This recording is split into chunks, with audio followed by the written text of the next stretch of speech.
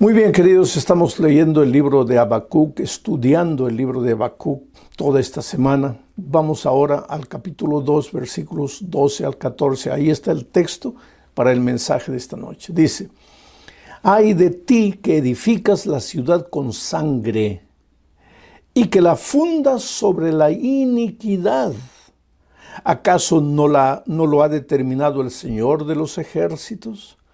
Los pueblos trabajan para el fuego y las naciones se fatigarán en vano. Y porque así como el mar rebosa de agua, también la tierra rebosará con el conocimiento de la gloria de Dios». ¿Qué mensaje puede haber aquí para ti y para mí? Vamos a hacer un repaso de lo que dijimos en las dos noches anteriores. El libro de Habacuc está lleno de preguntas. Aliás, es la respuesta a una pregunta que el profeta le hace a Dios. Y ya dijimos que el profeta es símbolo de la humanidad, símbolo del ser humano, símbolo del cristiano, símbolo del miembro de iglesia que parece no entender lo que está pasando. Es símbolo de ti, de mí. La pregunta de Habacuc es nuestra pregunta, porque todos nosotros en algún momento de la vida nos hemos preguntado: Dios mío, ¿qué pasa? Dios mío, ¿por qué? ¿Por qué sucede esto? ¿Cuál era la inquietud de Habacuc? Señor, ¿por qué los malos prosperan?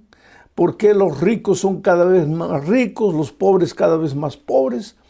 ¿Por qué los que están en tu iglesia sufren cuando si están en tu iglesia, si te aman, si guardan el sábado, si cumplen todo el ritual, deberían estar bien? Pero al contrario, los malos, los del norte vienen ahora a destruirnos? Señor, ¿por qué? Dinos por qué.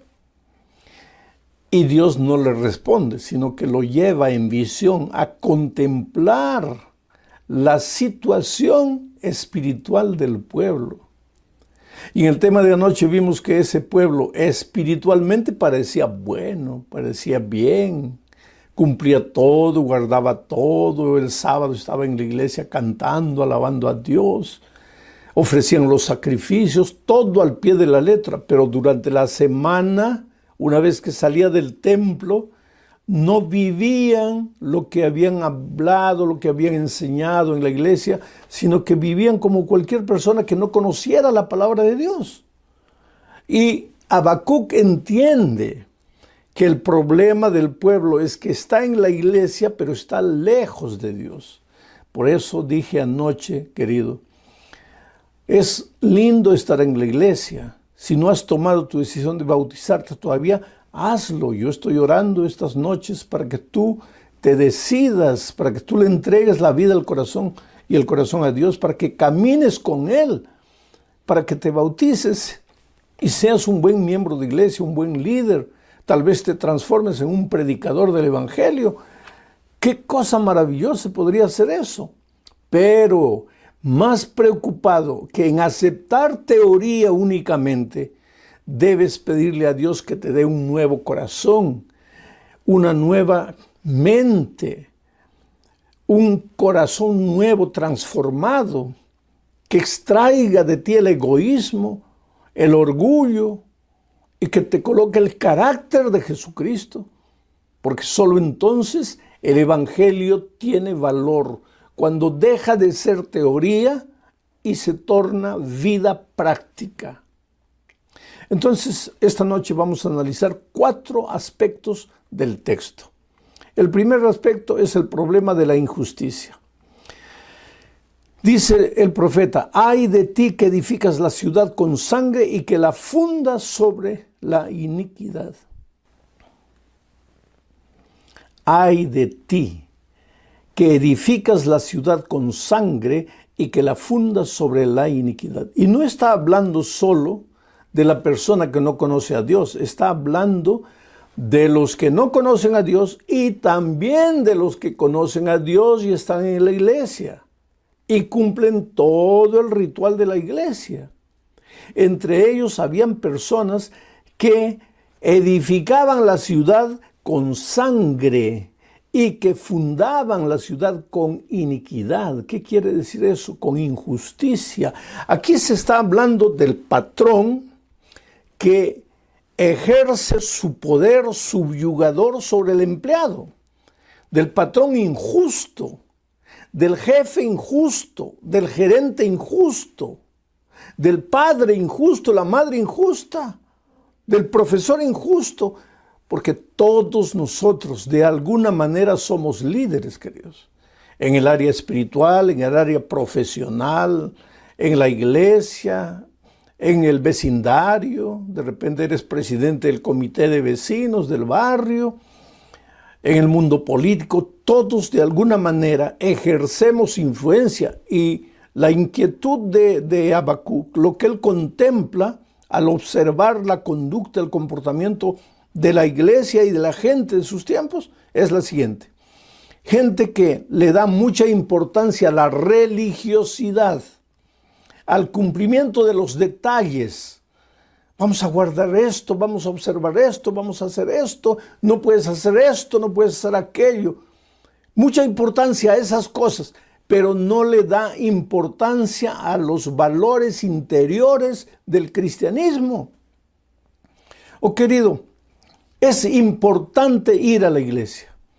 Es importante ser miembro de iglesia. Es importante cumplir con todo lo que la iglesia nos enseña. Es importante la doctrina, es importante aceptar la doctrina, porque la doctrina es el plan de Dios para tu vida. Es el camino que Dios te presenta para que tú te camines en él y seas feliz. Todo eso es importante, pero, escucha, pero no es más importante que la vida interior. El grande maestro religioso, líder hindú, llamado Mahatma Gandhi, estudió toda la doctrina cristiana y un día después de estudiar todo, concluyó: la doctrina es maravillosa.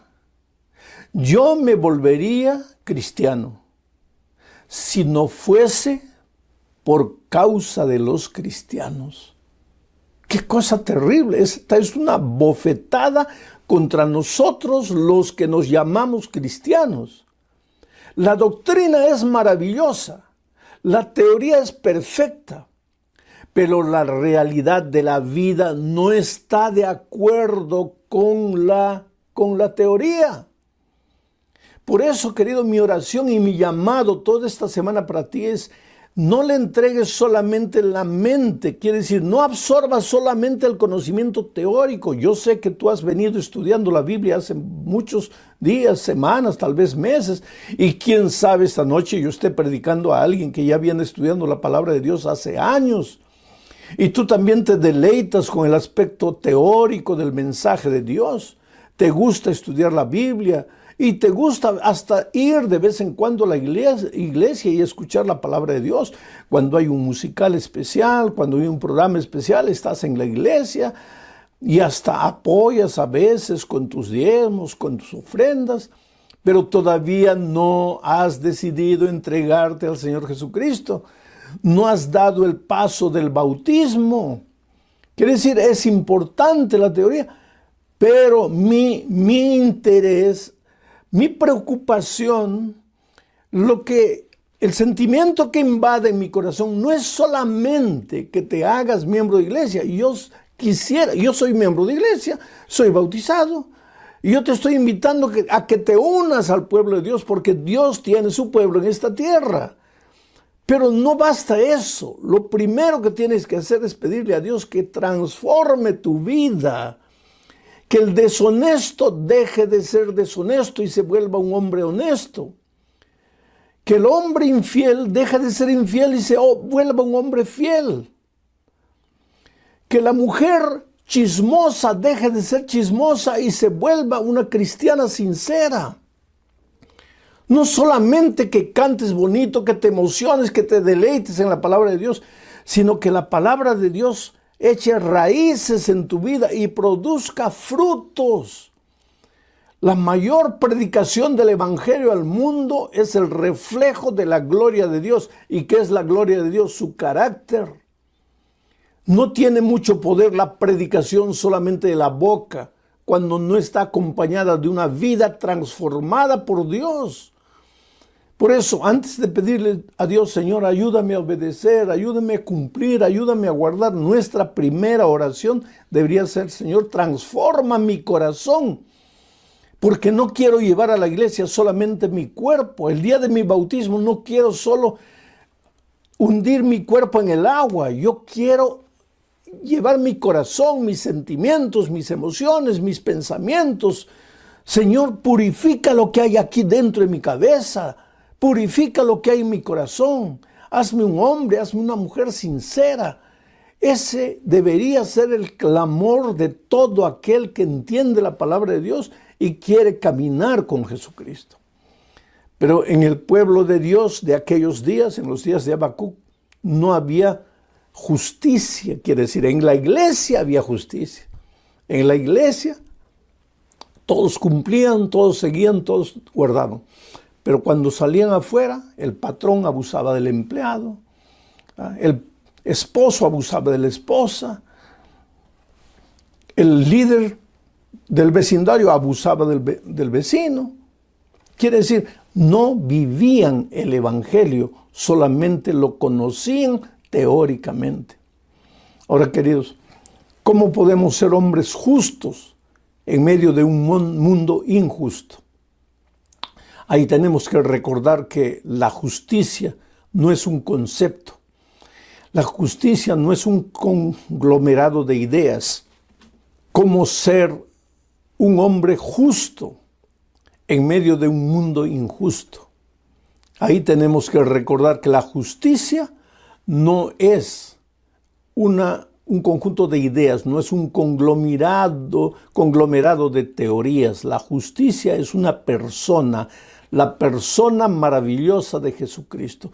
Y si tú quieres ser un hombre justo, un ciudadano justo, un cristiano justo, si tú no quieres limitarte a vivir el cristianismo en la iglesia, pero quieres vivir la justicia, la vida justa todos los días de tu vida, durante la semana, fuera de la iglesia, en tu casa, en el lugar donde trabajas, en la escuela donde estudias, si quieres ser un hombre justo, entonces tienes que convivir con la persona justicia que es Jesucristo. Tienes que entregarle la vida a Jesucristo. Es por eso que noche a noche yo te digo, hijo, ven, entrégate, ríndete, porque tú solo no vas a poder. Tú solo puedes intentar, puedes querer, pero no vas a lograr. ¿Sabes por qué? Porque un día nosotros nos separamos de Dios y al separarnos de Dios nuestro carácter se deformó.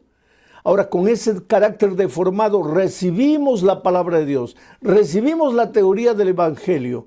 Y el evangelio entra en la mente, entra en la cabeza, pero no entra en el corazón, no transforma la vida.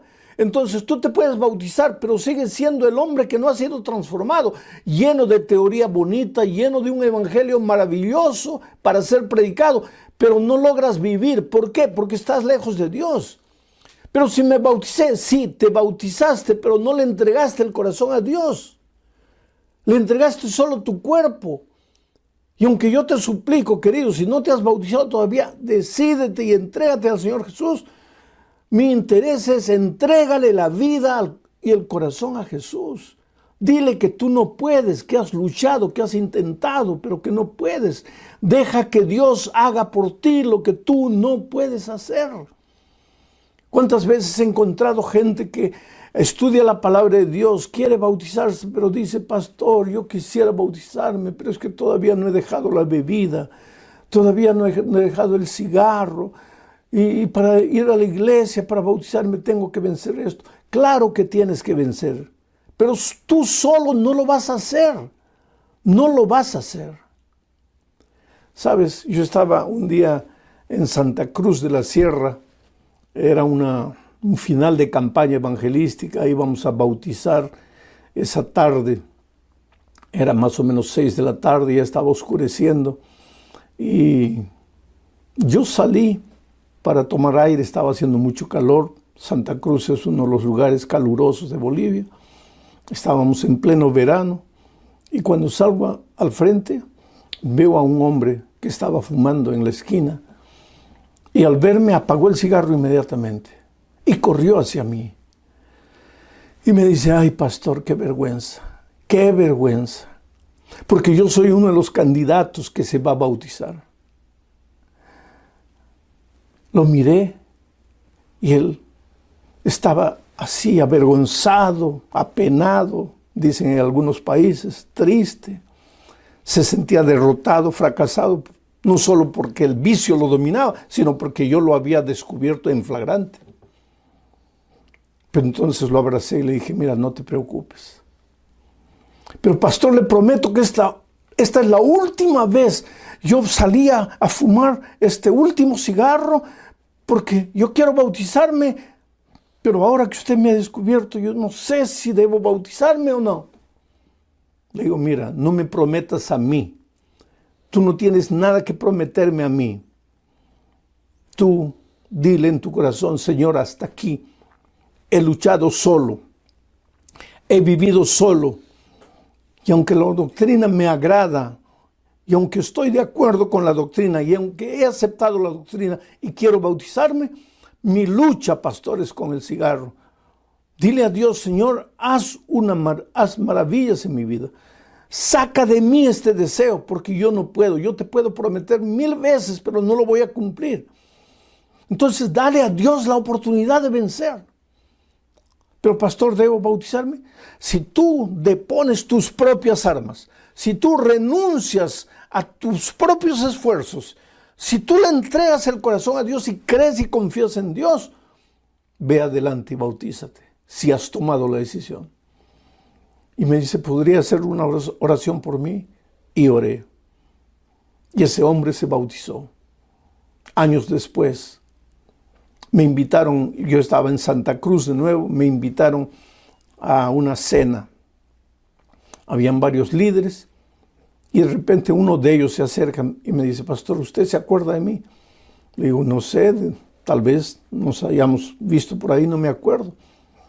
Me dice, pastor, una vez yo me iba a bautizar, estaba fumando afuera, usted salió y me descubrió, ¿se acuerda? Y claro que me acordé instantáneamente.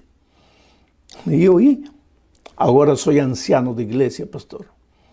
Y desde aquel día nunca más fumé. Y hoy día no me explico cómo durante casi 30 años yo fui un esclavo del cigarro. Pero hoy entiendo que siempre que quise vencer, vencí, luché solo. Entonces, mi querido amigo, yo te digo una cosa. No importa si tú estás atrapado en la bebida, atrapado en cualquier vicio, atrapado en cualquier tentación de este mundo que te va tragando como arena movediza, entrégale al Señor Jesús tu vida.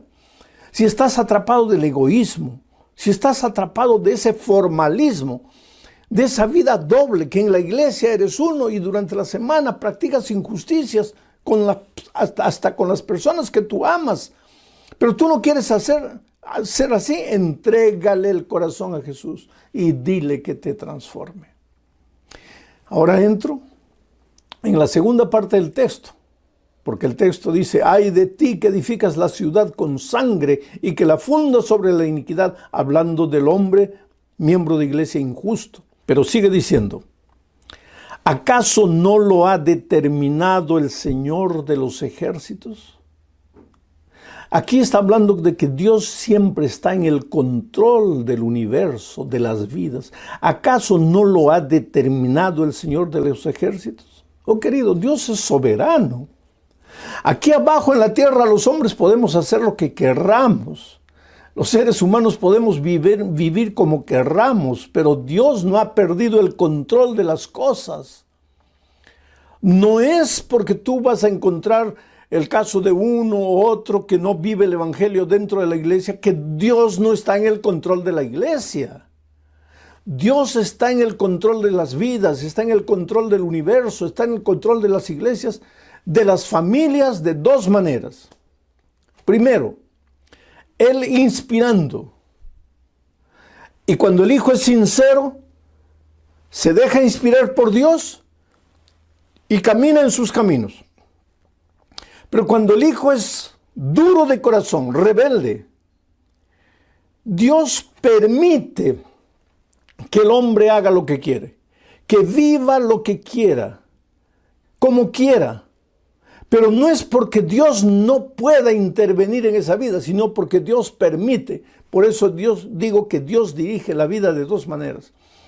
O Él te inspira, o Él te obedece, o Él te permite. Si te inspira y le obedeces, gloria a Dios. Pero si eres rebelde y no quieres obedecer, Él te permite. Pero tú te vas encaminando a tu propia destrucción. No es porque Dios no intervenga poderosamente en tu vida que Dios no pueda intervenir. Cuando Dios nos creó con libertad, oh querido. Dios te dio libertad. En el momento que naciste, Dios te creó libre. Libre para decir sí y libre para decir no. Libre para aceptar su palabra, dejarte guiar por sus consejos, pero también libre, si tú quieres, para caminar en tus propios caminos y hacer tu propia voluntad. Pero te digo una cosa, tan cierto como en este momento yo estoy hablando y tú me estás oyendo, tan cierto como eso, un día tú y yo vamos a tener que darle cuentas a Dios de la libertad que Él nos dio. Entonces no es porque en este mundo no sientes la mano pesada de Dios en tu vida que Dios no existe. Yo siempre cuento la experiencia de cuando yo trabajaba con jóvenes. Me llamaron en una ocasión para hablar con un grupo de adolescentes que estaba arrancando hojas de la Biblia para fumar ahí marihuana. Dicen que el mejor tipo de papel para envolver marihuana es el papel tipo Biblia. Y ese papel no se encuentra fácilmente en las librerías. Entonces para estos muchachos era más fácil comprar una Biblia, arrancar las hojas y fumar ahí. Y fui a hablar con ese grupo de jóvenes. Y el líder de ellos, un muchacho tal vez de, 15 años, no más que eso. Yo le digo, pero hijo, ustedes no pueden hacer eso con la palabra de Dios. Y él me mira todo desafiante y dice, ¿palabra de quién? Palabra de Dios. Y él me dice, ¿qué Dios?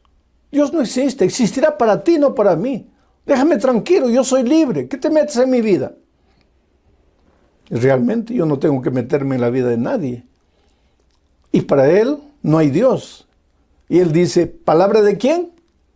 Palabra de Dios. Pero si Dios no existe. Y comenzó a hablar improperios de Dios. Y querido, yo soy un ser humano. Yo no soy Dios.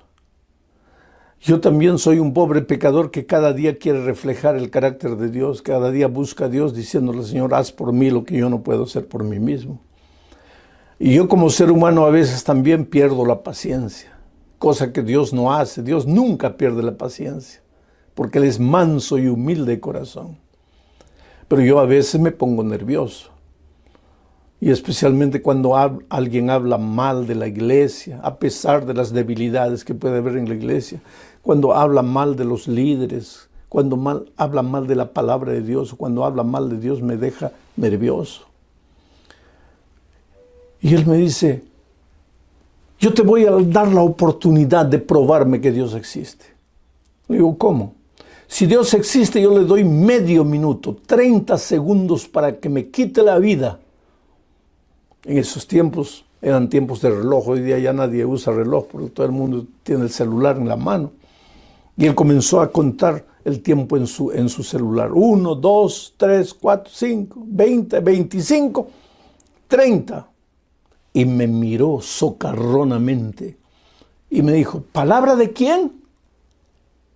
Y sabes, en mi corazón, yo levanté los ojos al cielo y dije, oh, Dios mío, está bien. No lo mates, pero por lo menos dale un golpe, tíralo al suelo, revuélcalo. ¿Cómo puedes permitir que un mozalbete de 15 años te desafíe y no haces nada? Pero Dios es Dios. Dios nunca pierde la paciencia. Es por eso que tú vives una vida torcida, tal vez, si no conoces la palabra de Dios. Es por eso que tú tal vez me estás escuchando por la emisora Radio Nuevo Nuevo Amanecer, y estás ahí en un bar riéndote de lo que estoy predicando. Pero como están transmitiendo el mensaje a través de los parlantes del barrio, de la ciudad, estás escuchando. Tú puedes reírte. Tú puedes decir que todo esto que estoy hablando es mentira. Y tú puedes decir que Dios no existe porque no interviene poderosamente en la vida. Pero querido, mañana, cuando tu carro caiga al abismo y sientas que la muerte te llega, mañana cuando el COVID se apodere de tu cuerpo y sientes que la vida se te va, mañana cuando tus negocios se van a la desgracia y acaba todo y pierdes todo, en ese momento quiero que hagas la pregunta si Dios existe o no existe. Hasta el más ateo en ese momento levanta los ojos a Dios y clama a Dios y dice: Dios mío, ¿dónde estás? Ayúdame, Señor, bendíceme. Eso es lo que sucedió cuando yo tenía 20 años, estaba comenzando la Copa Mundial, el Campeonato Mundial de Fútbol en México 70, cuando hubo un terremoto terrible que mató casi 100,000 personas en mi país. Yo tenía un vecino ateo que se reía, se burlaba de mí. Que esa tontería de Dios. Y cuando vino el terremoto terrible, yo salí de la casa y cuando llego a la calle, ¿a quién lo veo arrodillado, clamando por la misericordia de Dios? A mi vecino ateo. Porque así somos los seres humanos. Claro, cuando hay salud, cuando hay vida, cuando todo va bien, pues ¿para qué Dios? ¿Dónde está Dios? ¿Quién es Dios? Pero cuando la tierra te tiembla debajo de tus pies, cuando tus fuerzas humanas se van, cuando el médico te dice que para tu cáncer ya no hay solución, ¿a dónde vas? ¿En quién confías? Tú puedes intentar los caminos oscuros de los pactos con los demonios, el espiritismo, la brujería, la hechicería, pero cuando la tierra tiembla debajo de tus pies, solo Dios puede solucionar tu vida. Solo Dios te puede traer auxilio. Por eso Dios está en el control de la vida, en el control del universo, en el control de las personas, pero de las personas solo si le dejamos asumir el control. Por eso Habacuc pregunta: ¿acaso no lo ha determinado el Señor de los ejércitos? Aunque escojas el bien, es porque Dios te permite. Porque Dios, aunque escojas el bien o el mal, es porque Dios te ha dado libertad y Dios te permite. Llego al fin de mi mensaje hoy hablando de la fugacidad de las cosas cuando Dios no está presente en la vida. Dice el texto: los pueblos trabajarán para el fuego y las naciones se fatigarán en vano. Si tú no llevas a serio las cosas divinas, si tú no le entregas el corazón a Dios, si tú no permites que Dios tome posesión de tu ser entero, de tu familia, yo te digo una cosa: todo lo que trabajas no te alcanzará. Todo el dinero que consigas se te irá de las manos, porque los seres humanos trabajarán para el fuego y las naciones se fatigarán en vano. Hay gente que dice: pastor, ¿por qué? A mí nada me va bien, me levanto de mañana, vuelvo en la noche, trabajo. El otro día alguien me decía: pastor, si de algo me pueden acusar a mí, no es de ociosidad. Yo soy una persona que trabaja, que lucha, que se esfuerza, pero nada me va bien. ¿Por qué? Porque estás trabajando para el fuego y porque te fatigas en vano. ¿Y por qué? Porque Dios no está en el control de tu vida. Si ya has probado de todo, si ya has tocado todas las puertas, ¿por qué no le entregas el corazón a Dios? ¿Por qué no te rindes a Él? Eso es lo que sucedió con José Miguel Carrión, un dominicano que vive en Juan Ramón de Palenque. No conozco ese lugar. Algún día que vaya a Dominicana quisiera llegar a Juan Ramón de Palenque. Allí nació José Miguel Carrión, un pobre borracho que andaba en la calle, la esposa sufriendo, borracho corriendo atrás de toda mujer que veía, la pobre esposa sufriendo. No era esposa porque no estaban casados, era su conviviente. Y ella en su corazón clamaba: Dios mío, un día podrías hacer un milagro en la vida de José Miguel. Cuando las cosas te parecen imposibles, cuando todo te parece perdido, vuelve los ojos a Dios y clama a Dios. Y sabes que José Miguel un día se encontró con un miembro de la iglesia adventista que le habló de Jesús. Oh, benditos hermanos, benditos cristianos, que cuando se encuentran con alguien, en primer lugar no hablan de doctrina, sino que hablan de Jesús. La doctrina viene después, pero solo Jesús cambia el corazón. Y José Miguel fue conociendo a Jesús poco a poco y comenzó a estudiar la doctrina y descubrió las maravillosas verdades de la palabra de Dios. Y descubrió que Dios tiene una iglesia en esta tierra. Y se bautizó. Pero antes de bautizarse tuvo que casarse. Antes de casarse tuvo que decirle a la esposa que estaba estudiando la palabra de Dios. Pero la esposa vio que él estaba dejando.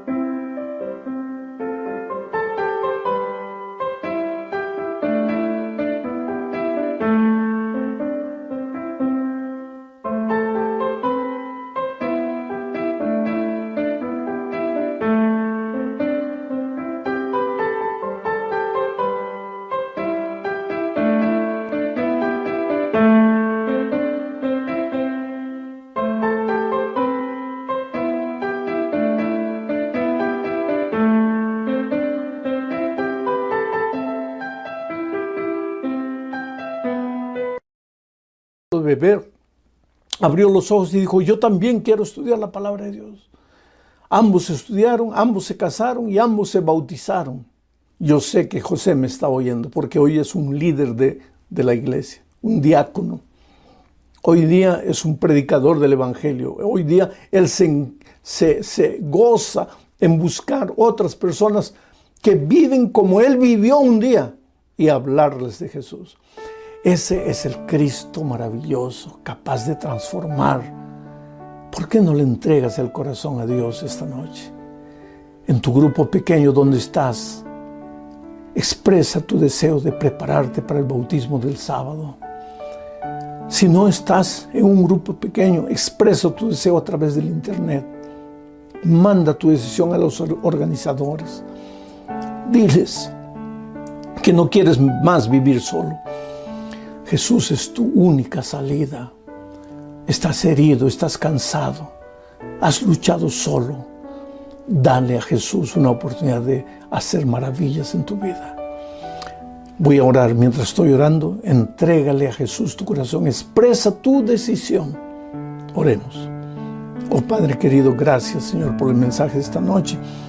Gracias por tu promesa, por tu poder. Y gracias por lo que estás haciendo en la vida de miles de personas en este momento. tocando los corazones, transformando los corazones. Hay personas indecisas en este momento luchando si te entregan el corazón o no. Por favor, trabaja en esos corazones para que cuando termine la oración ellos digan sí y se preparen para el próximo bautismo. Cuídalo, Señor, en el nombre de Jesucristo. Amén.